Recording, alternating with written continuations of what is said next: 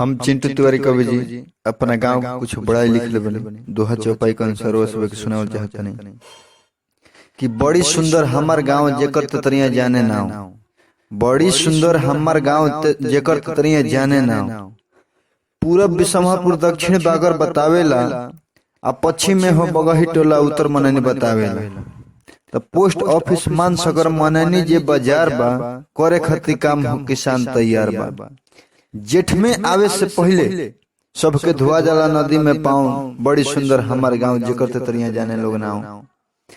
जाति ब्राह्मण यादव हो भगत एहजे बाड़े